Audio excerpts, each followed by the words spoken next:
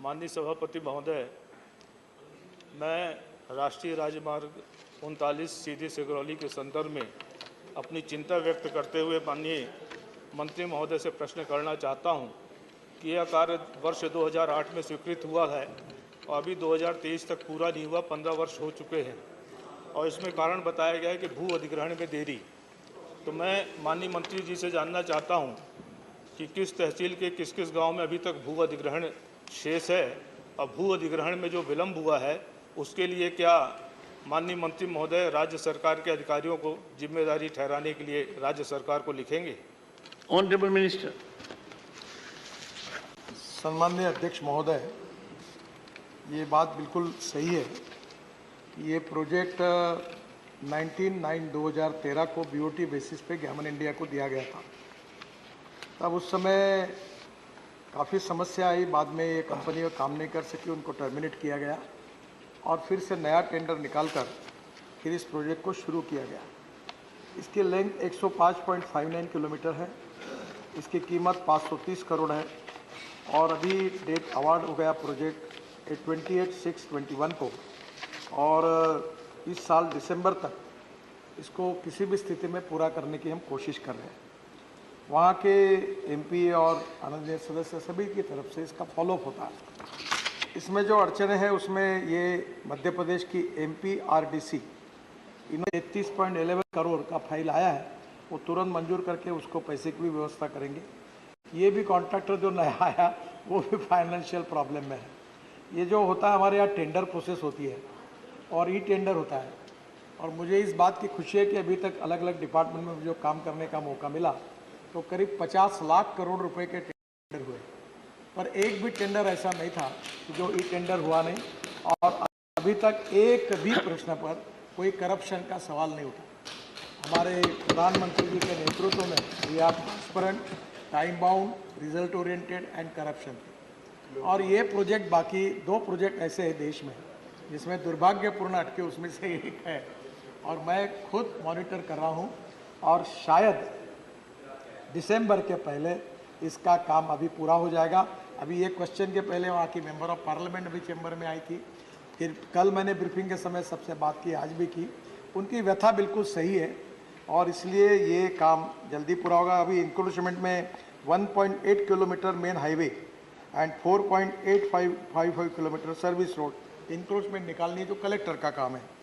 बाद में इसमें जो लैंड एक्विजिशन वर्क है 800 मीटर और 254 मीटर मेन हाईवे में and 546 metre in service road, ये बाकी है। अब 2013 का प्रोजेक्ट है, हम 2023 में है, 10 साल में भी ये लैंड एक्विजिशन नहीं हुई। मेरा आपसे एक अनुरोध है कि आप वहाँ कलेक्टर साहब से बात करके और ये जो स्टेट गवर्नमेंट से जो काम होता है उसमें थोड़ा सा आप भी फॉलोअप करिए और वो प्रॉब्लम भी सॉल्व हो जाएंगे और निश्चित रूप से दिसंबर के पहले ये काम पूरा होगा। ये बहुत महत्वपूर्ण है, आपको बहुत तकलीफ होती, ये भी मुझे पता है, मैं 5-7 बार इसकी मीटिंग ले चुका हूँ, पर अब ऐसा लगता है कि दिसंबर तक हम इसको पूरा करेंगे। Second supplementary Shri Ajay Pratap Singh. माननीय सभापति महोदय, हमारे सड़क परिवहन मंत्री जी की पूरे देश में प्रतिष्ठा है और उन्होंने सड़क परिवहन क्षेत्र में क्रांतिकारी काम किया है। यद्यपि उन्होंने हमारे सीधी सिंगरौली सड़क के संदर्भ में काफ़ी विस्तार से हर पहलू पर यहाँ पर जानकारी दी है, उनकी बातों से मैं संतुष्ट हूँ। लेकिन एक बिंदु की ओर मैं ध्यान आकर्षित करता हूँ कि माननीय गडकरी साहब की पूरे देश में इतनी प्रशंसा होती है, इतनी प्रतिष्ठा होती है, हमारे सीधी सिंगरौली के लोग पूछते हैं कि सीधी सिंगरौली में आके क्या हो जाता है। तो मैं ये निवेदन करूँगा कि कम भविष्य में ये प्रश्न ना खड़ा हो। बट बिफोर दैट, ये प्रशंसा है ना, it is not limited to this country only. I have been abroad thrice. I can share it with you. Honorable Minister. Sir, आपका आभारी हूँ। अध्यक्ष महाराज, ये बात कह रही है सही है, मुझे भी बड़ा इसका जवाब देते समय गिल्टी कॉन्शियस महसूस होता है। देश में मुंबई टू गोवा और ये जो सीधी सिंगरौली, इसके ऊपर किताब लिखी जा सकती है अध्यक्ष महाराज। पहले एक आया था जब बीओटी में अटका था तो कोल इंडिया से पैसे मांगकर कुछ रोड को करने की बात आई, फिर वो कोल इंडिया के प्रस्ताव आए। सर, ये दुर्भाग्यपूर्ण है, इसके अलावा मेरे पास कोई जवाब नहीं। पहली पार्टी फेल हो गई, वो NCLT में चली गई, उसको टर्मिनेट किया तो कोर्ट में गई, कोर्ट ने स्टे दिया तो अवार्ड नहीं हो पाए, फिर अवार्ड किया तो दूसरी पार्टी आई, वो भी अच्छी नहीं निकली।